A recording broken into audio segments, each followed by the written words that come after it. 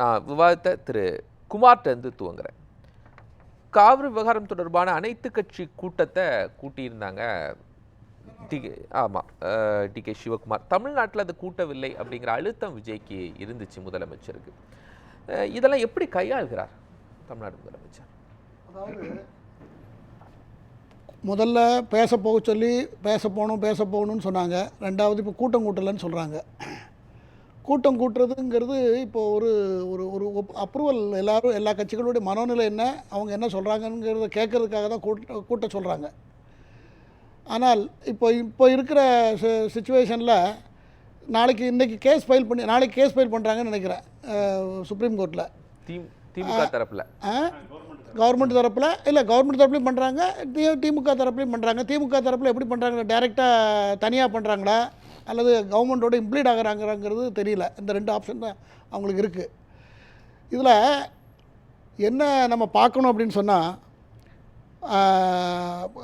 தமிழ்நாட்டு இப்போ முதலமைச்சர் விஜய் சுமூக பேச்சுவார்த்தைக்கு போயிடக்கூடாது அப்படிங்கிறதுக்காக திமுக முன்கூட்டியே நீதிமன்றத்தை நாடுறாங்களா, உச்ச நீதிமன்றம்? இல்லை, அரசியல் கட்சிகள் பொதுவாக ஒரு ஆளுங்கட்சி ஒரு கட்சி இருக்கும், அதை சுற்றி ஒரு 10 கட்சி இருக்கும்னு வைங்களேன். இந்த கட்சிகள்லாம் இதில் நம்மளும் இதில் பார்ட்டிசிபேட் பண்ணணும், இதில் இந்த முடிவு எடுக்கிறதுல நாங்களும் கலந்துக்கிட்டோங்கிறதுல அவங்களோட உரிமை சார்ந்த ஒரு உரிமையாக அவங்களுடைய அதிகாரத்தை அரசோடு பகிர்ந்து கொள்வது போல் ஒரு உள்நோக்கம் அவர்களுக்கு ஆசையும் ஆர்வமும் உள்நோக்கம் இருக்கும். அது நியாயமும் கூட. ஆனால் அரசாங்கத்திற்கு இதை எப்படி ஒரு 4 நாளைக்கு முன்னால் திரு இவர் கர்நாடக முதலமைச்சர் வர சொன்னார். அதுக்கப்புறம் 2 நாளைக்கு முன்னால் நேற்று அவர் வர வேண்டியதில்லை, இப்போதைக்கு வர வேண்டியதில்லைன்னு சொல்லிட்டார். ஒருவேளை கேரளாவில் மழை பெய்யுது. என்னென்னா கர்நாடகா பொறுத்த வரைக்கும் பாஜக மிகப்பெரிய அளவில் போராட்டங்களை அங்கே கையில் எடுக்கிறாங்க. ஸோ அதனால் வர வேண்டாம், அங்கே பாதுகாப்பு சரியில்லை அப்படின்னு சொல்லி வேண்டாம் அப்படி சொல்லியிருக்கார். நம்ம ஊர்லேயும் இன்றைக்கி தஞ்சாவூரில் நேற்று திரு நயினார் நாகேந்திரன் தலைமையில் பாஜக போராட்டம் நடத்தியிருக்கிறது. எல்லாரும் அங்கங்கே போராட்டம் நடத்திக்கிட்டு தான் இருக்கிறார்கள். அனைத்து கட்சி கூட்டம் என்பது இப்போதைக்கு இப்போ தண்ணி மழை தண்ணி வேறு வழி இல்லாமல் தண்ணி திறந்து விடப்பட்டிருக்கு. இன்னொன்று 9 டிஎம்சி தண்ணி திறந்து விடணும்னு கேட்டுக்கிட்டு இருக்காங்க. அது தவிர அணை கட்டுறத பிரச்சனை அணை கட்டுறதை அவங்க கட்டுறதுக்காக அவங்க முடிவுக்கு வர்றாங்க. ஏற்கனவே உச்சநீதிமன்ற தீர்ப்பின்படி நதி பொதுவானது, நதியை யாரும் சொந்தம் கொண்டாட முடியாது. மேலே அணை கட்டுவதாக இருந்தாலும் கூட கீழ் உள்ள பிரதேசங்களுக்கு நிர்ணயித்த நீரை கொடுத்தாக வேண்டும். சார், இப்போ பிரச்சனை மேகதாதுல அணை கட்டுறதா இல்லை காவிரியிலேருந்து தண்ணீர் பெறுவதா? இப்போ தண்ணீர் மழை பெய்வதற்கு தண்ணி இன்றைக்கி நாளைக்கு ஆடி 18க்கு இங்கே தண்ணி வந்துடும். சரி, தண்ணி வந்துடும். அந்த ரெகுலராக அந்த ஏற்கனவே இருக்கிற உத்தரவுப்படி உள்ள தண்ணீரை நீங்கள் அதை ஃபாலோ பண்ணணுங்கிறது தான் இப்போ நிர்பந்தம் போய் கொண்டிருக்கிறது. அது முந்தி கொண்டு திமுக வழக்க உச்சநீதிமன்றத்தில் கொண்டு போனதுக்கு அதை நாங்களும் இருக்கோம், நாங்களும் கட்சியில் இருக்கோம். தமிழ்நாடு முதலமைச்சர் இருக்காங்க, அவங்க ஒரு சுமூக பேச்சுவார்த்தைக்கான நடக்கிற மாதிரி இருக்குது. சரி, செய்து பார்த்த பிறகு நீதிமன்றத்தை அணுகி இருக்கலாம் சார். அரசாங்கம் உருவாகி இருக்கிறது, மக்கள் தேர்ந்தெடுக்கிறார்கள். அவர்களும் நிறைய நிபுணர்களை வைத்திருக்கிறார்கள். IAS அதிகாரிகள் இருக்காங்க. ஏற்கனவே அரசாங்கத்தில் இதில் சம்பந்தமாக யாரெல்லாம் செயல்பட்டாங்களோ, யாருக்கெல்லாம் நிபுணத்துவம் தெரியுமோ அத்தனை பேரையும் விஜய் அவர்கள் கூட தான் இருக்காங்க.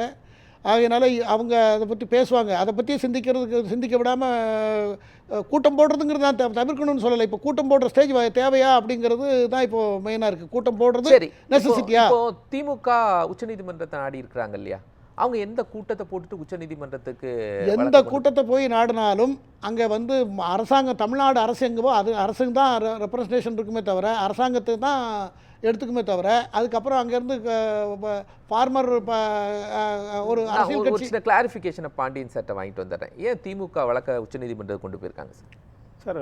இது தமிழ்நாட்டிலேருந்து போய் அரசு தான் போகணும் ஃபஸ்ட்டு, அதான் பாயிண்ட்டு, கரெக்டு. சரி, பட் போகிறது டிலே ஆகுது, அனைத்து கட்சி கூட்டமும் கூட்டலை அப்படிங்கிற கட்டத்தில் அவங்க முன்னாடி போய் அவங்கள ஆஜராகிக்கிறாங்க. இதுதான் பார்க்கணும் நம்ம. சரி, திமுக போகிறாங்கல்ல உச்சநீதிமன்றத்துக்கு, இவங்க அனைத்து கட்சி கூட்டத்தை அழைச்சிருக்கலாம்ல? அழைச்சிருக்கலாம். ஏன் அழைக்கல தெரியல. அது காமேஷ் தான் சொல்லணும், இல்லை சந்திரசேகர் தான் சொல்லணும். சார், ஒரு திமுக இதை செஞ்சுருக்கணும் அப்படின்னு நீங்கள் திமுக ஆதரவான நிலைப்பாட்டில் இல்லை அப்படி பண்ணலை. என்னுடைய பாயிண்ட் காவேரியை பொறுத்தவரை நானும் இந்த திமுக தலைவர் செஞ்ச சரியா தப்பா அதை சொல்லுங்கள். இல்லை சார், யார் வேணாலும் போகலாம் சார், அதில் அவங்களும் போகிறாங்க, அவ்வளோதான். அப்படிதான் பார்க்கணும் அது சார். மக்களுக்கு சார் முதலமைச்சர் விஜய் சுமூக பேச்சுவார்த்தைக்காக கர்நாடகாவுக்கு போறாரு அப்படின்னு ஒரு பேச்சு உருவாவதற்கு முன்பாகவே போகக்கூடாது இல்லை இதில் அப்படின்னு தடுக்கிறாங்க. அரசு முதலமைச்சர் விஜய் அனைத்து கட்சி கூட்டத்தை கூட்டியிருக்கணும் அப்படிங்கிறாங்க. அப்போ திமுக வழக்க தொடுக்கிறதுக்கு முன்னாடி இவங்களாவது அனைத்து கட்சி கூட்டத்துக்கு கால்ஃபார் பண்ணியிருக்கணும்ல யாரு திமுக. சார் இதில் வந்து சார் அரசு தான் ஒரு அரசினுடைய ஒப்பீனியனை கேட்காம இவங்க எப்படி டைரக்டா இல்லை இல்லை அது மாதிரி பலது நடந்திருக்கு ஏற்கனவே வந்து பல அட்வான்டேஜ் எடுத்துக்கிறாங்க, அது எடுத்துக்கிறோம். இல்லை எடுக்கிறது தப்பு இல்லை. உங்களுக்கு வந்து யார் எடுத்தாலும் தமிழ்நாட்டு மக்களுக்கான இதுதான் சார். மக்கள் இந்த இடத்துல ஒன்றா இருக்கணுங்கிறதா என்னுடைய பாயிண்ட்டு. எல்லா அரசியல் கட்சியும் எப்படி கர்நாடகாவில் இருக்கோ அதே மாதிரி. ஏன்னா கர்நாடகாவில் தரப்புல யார் இந்த வழக்கை கொண்டு போறாங்க இன்னும் வெளியில் வரல அந்த செய்தி. கட்சி சார்பாக கொண்டு போகிறதாக தான் சொல்லியிருக்காங்க. என்ஆர் இளங்கோ பேசியிருக்காரு இது மாதிரி திமுக சார்பாக போகிறோன்னு. எல்லாமே நாளை காலையில் தான் தெரியும். வில்சன் தாக்கல் பண்ணுறதாக செய்தி இருக்கு, தகவல் தான். அதனால இது பொது கூட்டத்தை அனைத்து கட்சி பெட்டிஷனர் திரு ஸ்டாலின் அவர்களா இல்ல எதிர்க்கட்சி தலைவர் ஸ்டாலின் காலையில இதுவரை தெரியல. திமுகவுல யாரோ ஒருத்தர் அந்த பெட்டிஷனர் கட்சி சார்பாக தான் போறதா தகவல் வந்திருக்க ஒழிய எதுவும் இல்ல. அதிகாரப்பூர்வமா நாளை காலையில தான் ரெண்டுமே தெரியும். சரி, முக்கியமான குறிப்பு என்னன்னா 1924 ஒப்பந்தப்படி அங்கே கர்நாடகாவில் வந்து கிருஷ்ணராஜசாகர் 1931 கட்டினாங்க. கபினி வந்து 1974, ஹேமாவதி 1974, ஹரங்கி 1982, ஸ்வர்ணவதி 1987. இப்படி அவங்களும் கட்டினாங்க. நாமளும் அதே காலகட்டத்தில் மேட்டூர் அணையை 1934 கட்டினோம். கீழ்பவானி 1955, அமராவதி 1957. இன்னும் சில நம்ம 3 அணை தான் கட்டியிருக்கோம், மற்றவர்கள்லாம் தூர்வாரணும். அதில் நீங்கள் வந்து 74க்கு முன்னாடியே நம்ம கட்டிட்டோம். ஆமாம், அவங்க 74க்கு பிறகு 74க்கு அந்த ஒப்பந்தத்துக்கு பிறகு அப்படி கட்டினாலும் அந்த ஒப்பந்தம் ரெனியூவல் பண்ணாததுக்கு பிறகு கட்டி. சார் இல்லை ஒரே வார்த்தை, ஒரு நிமிஷம். இல்லை இது ரினியூவலுங்கிறது சொல்லுங்க. Renewal correct. அதில் சில பேர் வந்து டிவிலே பல டிவியில் சொல்கிறாங்க அந்த 74 வந்து அந்த ஒப்பந்தம் காலாவதி ஆயிடுச்சுன்னு. காலாவதியே கிடையாது. 50 வருஷங்கிறது ஒன்லி டிஸ்ட்ரெஸ் வாட்டர், அதாவது உபரி நீர் இருந்தாலோ அல்லது வாட்டர் குறைஞ்சாலோ அதை சார் சொன்னதா ரினியூவலுங்கிற வார்த்தை தான் கரெக்டு. அந்த பகுதி மட்டும் தான் மறுபரிசீலனை. அது சொல்லக்கூடாது. ஆக நமக்கு நம்மளுடைய அவங்களுக்கு அப்படி பார்த்தாலும் கூட இத்தனை அணை கர்நாடகா கட்டியிருந்தாலும் கூட அதனுடைய மொத்த கொள்ளளவு 140.62 டிஎம்சி தான் அவங்க தேக்கி வைக்க முடியும். நாம் எவ்வளோ தேக்கி வைக்க முடியும்னாக்கா தமிழ்நாடு மேட்டூர் அணையில் 93.47 டிஎம்சி, கீழ்பவானியில் 32.80 டிஎம்சி, அமராவதியில் 4 டிஎம்சி, இன்னும் பல அணைகள் 32, அமராவதியில் 32.80 டிஎம்சி, மொத்தம் 167 டிஎம்சி நம்ம தேக்கி வைக்க முடிய கொள்ளளவு இருக்குது. இப்போ அவங்க என்ன பண்ணுறாங்க, அவங்களுக்கு இத்தனை 5 அணை இருந்தாலும் கூட 140 தான் வச்சுருக்காங்க. பாப்புலேஷன் அவங்கள விட நம்ம ஜாஸ்தி, நிலப்பரப்பு நம்மளை விட நிலப்பரப்பு அவங்களுக்கு அதிகம். ஆனால் நீர்ப்பாசனம் அவங்களுக்கு நமக்கு அதிகமாக இருக்கிறது. ஆக இந்த அளவில் தான் அது இருக்கிறதே தவிர நமக்கு தேவையும் அதிகமாக இருக்கிறது. நமக்கு இன்னும் பாப்புலேஷன் அதிகமாக இருக்கிறது. அவங்க இப்போ நாங்கள் குடி தண்ணீருக்காக நாங்கள் கட்ட போகிறோன்னு ஆரம்பிக்கிறாங்க. ஒருவேளை அவங்க கெட்டதுக்கு அப்படி ஆரம்பித்தாலும் கூட தமிழ்நாட்டிற்கு நம்மளும் கேட்கணும். சரி, திமுக வழக்கு கொண்டு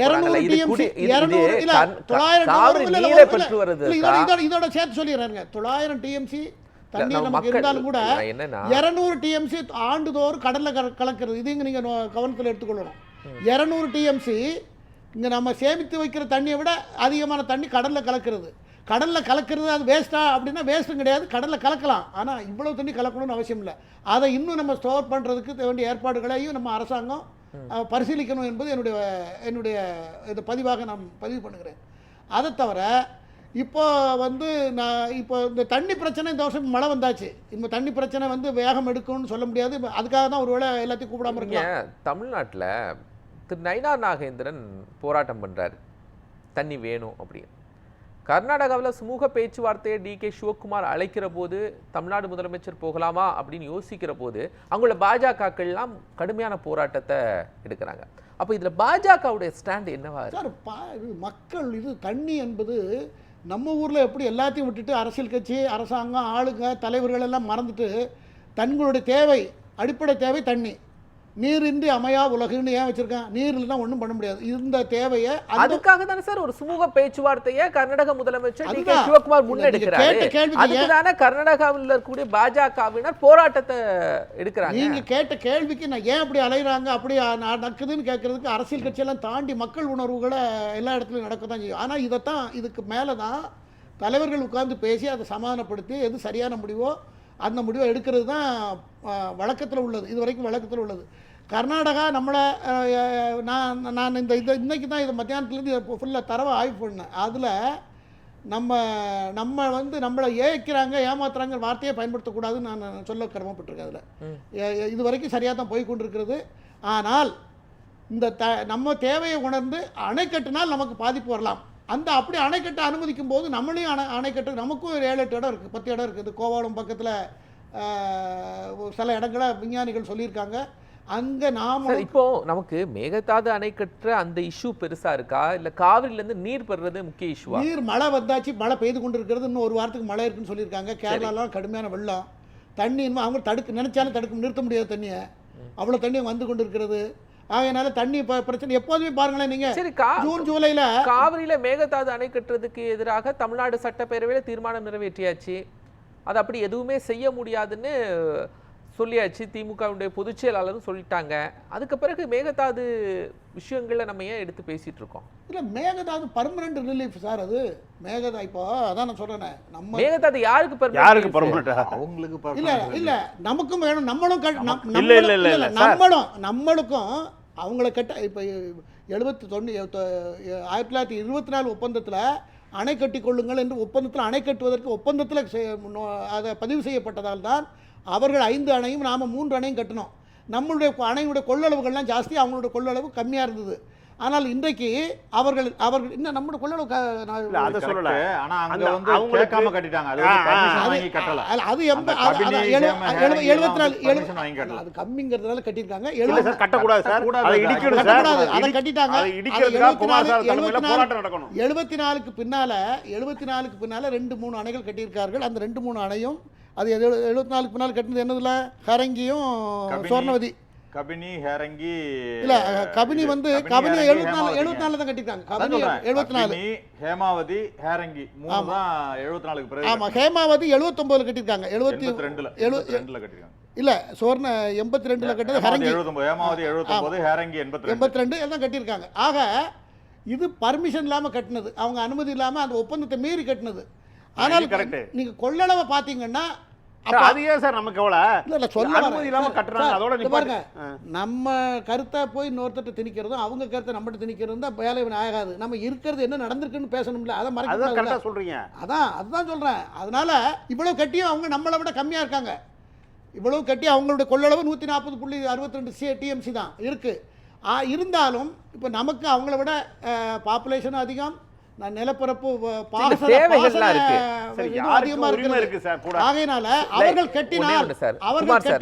சந்திரசேகரன் சார்ட்ட போறதுக்கு முன்னாடி இந்த பிரச்சனையை யார் உருவாக்குறாங்க? இந்த பிரச்சனையை யார் உருவாக்குறாங்க? கர்நாடகா உருவாக்குறது. ஆமா, கர்நாடகா. குமார் சார், அதாவது நான் முதல்ல இருந்தே சொல்ல வந்த விஷயம் என்னன்னு சொன்னா, எனக்கு வந்து நெத்திக்கண் திறப்புன்னு குற்றமே அப்படின்னு சொல்லி தான் சின்ன வயசுலேருந்து எனக்கு ப்ராக்டிஸ். இந்த விஷயத்தை புள்ளி விவரத்தை வச்சு நம்ம பேசணும். புள்ளி விவரத்தை வச்சு நம்ம பேசணுன்னா, கர்நாடகத்தினுடைய மொத்த நிலப்பரப்பு 1,91,291 சதுர கிலோமீட்டர், மக்கள் தொகை 7.1 கோடி, நீர்ப்பாசன பரப்பளவு 43 to 45 லட்சம் ஹெக்டேர் ஏக்கர், மொத்த பரப்பளவு அதை விட்டுருவோம். அதாவது தமிழ்நாடு, அப்படியே தமிழ்நாட்டுக்கு வந்தீங்கன்னா நம்மளுடைய மக்கள் தொகை, நம்மளுடைய நிலப்பரப்பு வந்து 1,30,058 சதுர கிலோமீட்டர், மக்கள் தொகை 8.6 கோடி, 8.6 கோடி, நிகர பாசன பரப்பளவு 23.30 லட்சம் ஹெக்டேர், 23 to 30 லட்சம் ஹெக்டேர், மொத்த பாசன பரப்பு 45 to 48 லட்சம் ஹெக்டேர். ஆக நம்மளதில் ஜனத்தொகை ஜாஸ்தியாக இருக்குது. நம்மளை விட விவசாய நிலம் வந்து கர்நாடகாவுக்கு அதிகமாக இருக்கிறது. அதே சமயத்தில் நீங்கள் வந்து இதுக்கு போனீங்கன்னா அவங்களுடைய கொள்ளளவு, அவங்க கட்டியிருக்கிற அணையினுடைய கொள்ளளவு, இதுவரைக்கும் கட்டியிருக்கிற மொத்த 5 அணையினுடைய கொள்ளளவு அவங்களது வந்து 140.62 TMC. நம்ம ஏற்கனவே நம்மகிட்ட இருக்கிறது 161.07 TMC. இப்போ இதை வைத்துக்கொண்டு தான் அவர்கள் எங்களுக்கு பற்றாக்குறை இருக்கிறது, நாங்கள் தண்ணி தட்டுப்பாடு வருது, நாங்கள் மேலே முதல்ல இருக்கிறோம், மேட்டு பகுதியில் இருக்கிறோம், எங்களுக்கு தண்ணி தேவைன்னு ஆரம்பிக்கிறாங்க. Okay. ஆனால் அதை சட்ட முறைப்படி செய்யாமல் 74 ஒப்பந்தத்தை மீறி பண்ணியிருக்காங்க. நாம் அதை வச்சு கார்னர் பண்ணி தான் நம்ம அவங்கள்ட்ட கேட்டுக்கிட்டு இருக்கோம். சரி. ஆக உச்சநீதிமன்றத்துக்கு இது வழக்குன்னு போனால் இந்த புள்ளி விவரங்கள் கோர்ட்டுக்கு போகும். சரி, நன்றி. கோர்ட்டில் இது எல்லாத்தையும் வைத்து தான் முடிவெடுப்பார்கள். சந்திரசேகரன் சார். அதில் சுப்ரீம் கோர்ட்டு சொல்கிற கணக்குப்படி 56% அதுதான் தீர்வாகும் என்பது என்னுடைய